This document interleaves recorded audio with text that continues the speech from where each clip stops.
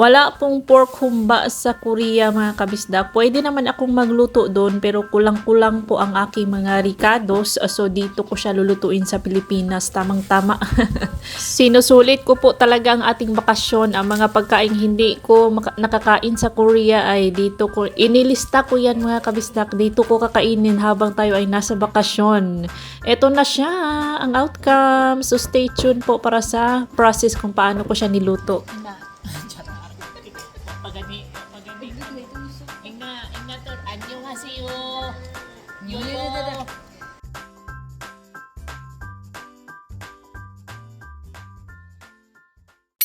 Ito po ang ating isasabaw ko yung half nito. Pork, pig's feet. Ito po ang ating pata, pork pata. Ito po ang ating, ano to siya guys, nasa ano to lahat eh. 300 plus ito eh. Mahal ang mangga ngayon, mahal ang kilo ng mangga. Mango. At meron tayong pear. O, diba? Ipapatikim ko po kay Little Insoy ang pear na nabibili sa Philippine market. Kasi diba iba yung Korean pear. Malalaki ang Korean pear at dark yellow yung skin. And then, yung ating watermelon, yung ating ampalaya, yung ating bagong alamang, yung ating eto. Na-miss ko talagang pinakbit guys. Magluluto ako for hapunan. Papakita ko sa inyo mamaya. At Bombay. Ayan, malalaki lang yung kanilang shallots, red shallots. Malalaki, sibuyas. Sibuyas Bombay, guys. Ito is 45 pesos. 47? 45. Nasa ganun. Nagluto ako kahapon gumawa po ako kahapon ng macaroni salad na may chicken macaroni salad. Nilagay ko lang sa rice cooker na lalagyan, yung lutuan ng rice. Kasi wala akong mapaglagyan na malaking bowl. Ako lang kasi si Kuya Saddam at si Shane, may nilalakad. Si Tina naman, nasa school na. May problema kasi dito guys. Kung nakikita nyo, may sasakyan tayo dito. Sasakyan po yan ni Uncle Eric. Binili niya second hand. So kung may guest dito na need ng service, pwede po yan. Yung sasakyan nila. Yun ang problema kasi binili ni Uncle sa ano na niya. Parang friend na niya. Matagal na kakilala nila. Pinoy sila auntie. Same same karelihiyon nila guys ba. So, ang mga saksi kasi, mga Jehovah's Witness, kapag karelihiyon nila yung tao, is parang sister and brothers na yung nila. Ganun talaga sila, guys. So, nabili nila sa kanya, nabili ni Uncle kasi wala na si Auntie that time. Bago pa lang niyang bili nung nagbakasyon siya last year, mga December 2025. Nabili niya, tapos, iwan ko ba itong si Uncle? Wala siyang alam sa Pilipino. Ano lang siya, go lang siya kasi yung trust niya sa kanyang brother is talaga. Solid yung trust niya sa kanyang karelihiyon ng kanyang brother. Ang nangyari, gumawa sila ng deed of sale na walang notaryo sa attorney. Ang nakapangalan doon kasi foreigner man si Uncle Eric nung hindi siya pwedeng mag-own sa mga papers, hindi siya pwedeng mag-own ng mga properties sa Pilipinas. Isa na doon itong kotse, yung sasakyan. Yung sasakyan, isa na doon yung sasakyan. Ang nakapangalan doon is yung sa deed of sale, ang nakapangalan doon is ang nakabili yung brother niya, yung karelihiyon niya. So ang nangyari ngayon, nung umalis na si Uncle Eric, umuwi na sa Norway. Guys, nagreklamo yung yung brother niya na nasa deed of sale yung na nakapangalan, yung kotse is nakapangalan sa kanya. Nagreklamo kasi daw baka may mangyari, 'di ba si Kuya Saddam nung ang driver sa kotse, baka daw makadisgrasya or madisgrasya or something like that. So ang mananagot is yung lalaki, yung brother ni Uncle Eric. Brother in faith, guys. So yun, ang gusto mangyari ng Uncle Eric is ipapatransfer yung name. Ang owner ng sasakyan is ipapatransfer kay Kuya Saddam. Ngayon, yung lalaki, yung brother niya, brother in faith niya, is nanghihingi ng pera para ipalakad yung deed of sale ng sasakyan. So yun, kinonsulta nila sa abogado, pumunta si Shane at si Kuya Saddam na rin sa abogado para tanungin kung ano ang process ng pagpapapalit ng pangalan sa deed of sale. Yung notaryo nila guys, yung deed of sale na walang notaryo. Parang gawa-gawa lang nila ni nung brother in faith ni Uncle Eric. Pero okay naman daw. Okay na sila ngayon. Yun po ang aking gawa na.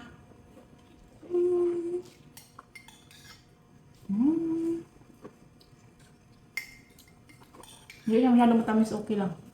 Kulang ng pasas. Nakalimutan kong bumili ng pasas. Ang lagkit ko dito mga kabisdak. Minsan mas gusto ko pag sa Korea ako kasi ang lagkit kapag hindi ka pa nakaligo. Ang lagkit. Tapos after mong maligo, mga afternoon, malagkit ka na naman ulit. Mainit! Whereas kung sa Korea ka, masyado namang dry. Dito malagkit, sa Korea dry.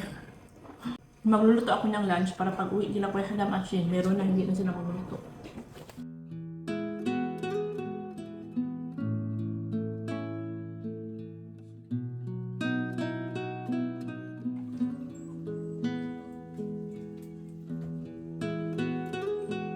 Let the cooking show begin. O, kinukuha ko muna itong mga sinampay sa kusina nila Shin. Sa bahay po ito ni Kuya Saddam at Shin, mga kabistak, sa likod ng bahay ni Uncle Eric. May dirty kitchen po dyan. So kunin lang natin para hindi po sila mag-aamoy usok.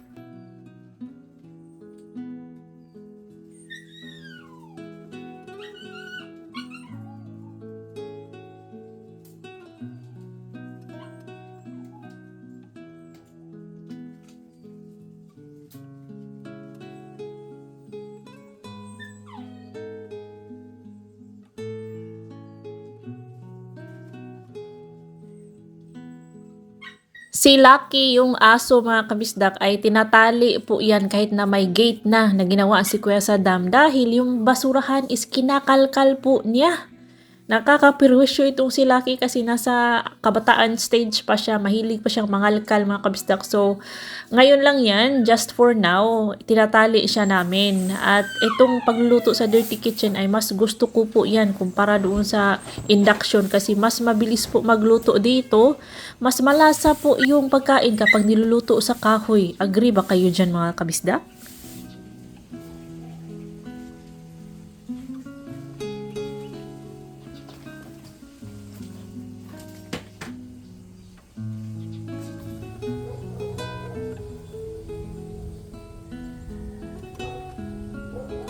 Alam niyo po, nung malakas pa si Lola, yung mama po ng aking mama is dito siya nakatira sa bahay nila auntie noon. Kasama si Uncle Tulyong. Tapos may isa lang silang kasama sa bahay.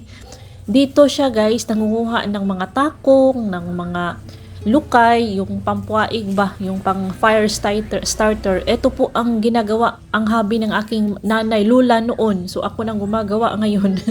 Ito mga butas-butas sa lupa, dyan po, yan po ang bahay ng mga hermit crab. Dyan sila guys, nagtatago. Ito yung kinukuha ko, mga dried coconut leaves pang fire starter. Kahit nakaalis na si Bagyong Basyang, ay gloomy pa rin po, makulimlim pa rin po ang aming panahon.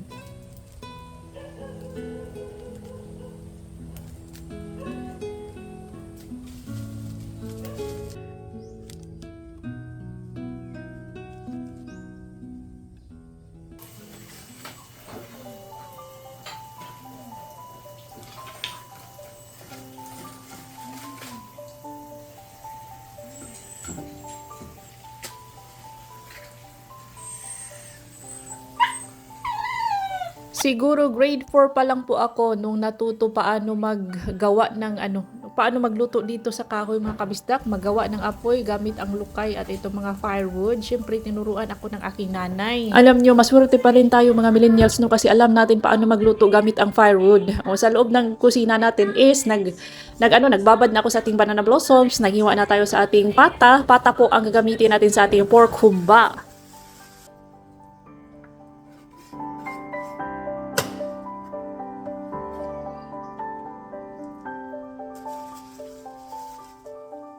Ang unang gagawin is painitin natin yung ating karahay, tapos mag-sprinkle ka ng asin para hindi po magdikit-dikit yung ating meat mga kabisdak.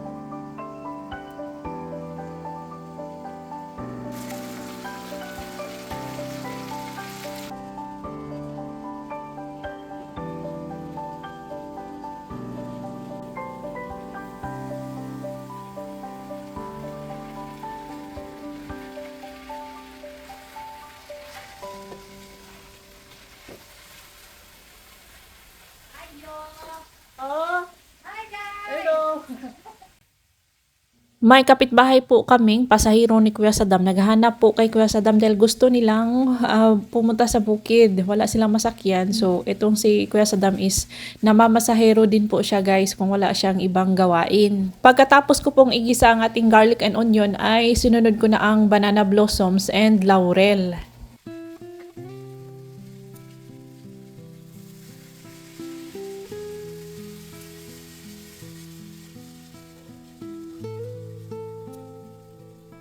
Nilagyan ko din po ng suka, toyo, tapos pineapple juice mga kabisda. Kung wala kang pineapple juice, pwede din Coca-Cola ang ilagay po or pwede din sugar lang.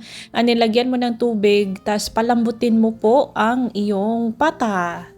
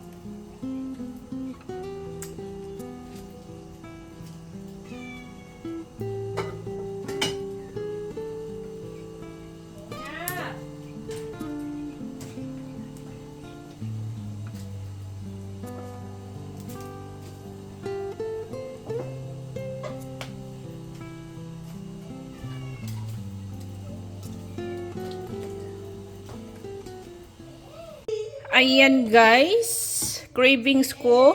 Luto ko.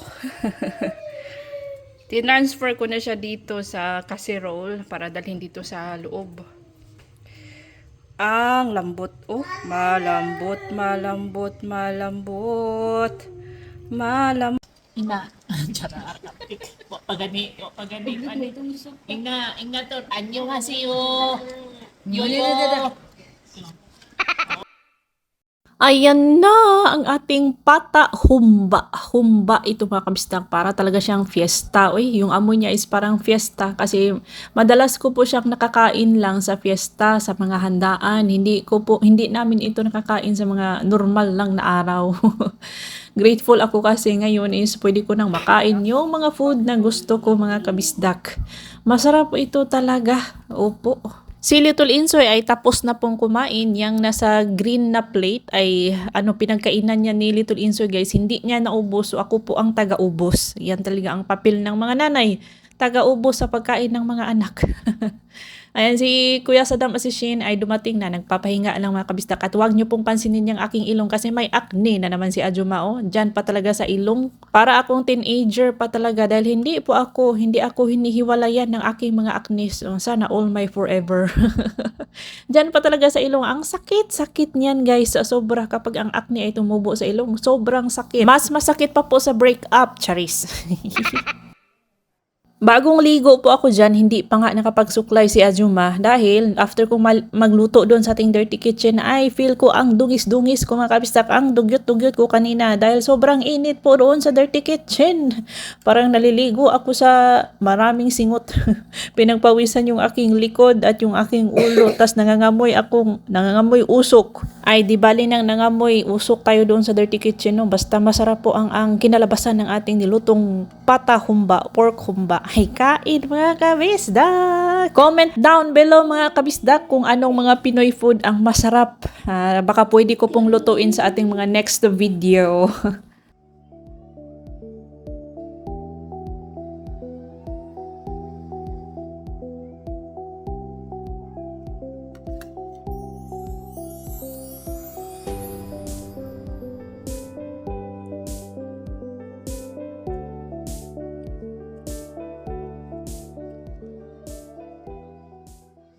And that's all for today's video mga kabisdak. If you enjoy this vlog, please like, comment, share, hype, and subscribe. See you on our next video. Ingat lahat!